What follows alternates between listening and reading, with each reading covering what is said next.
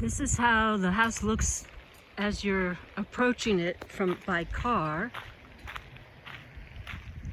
And you can come around and park behind the garage or next to the house. There's room for 4 cars if you next to the house, and 2 cars by the garage.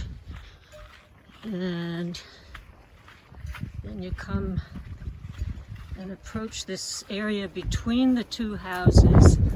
This is the main house. You can see the bay back there. And this is the other side of the garage, and what we call the bunkhouse over here that has sleeping quarters and a full bath with shower.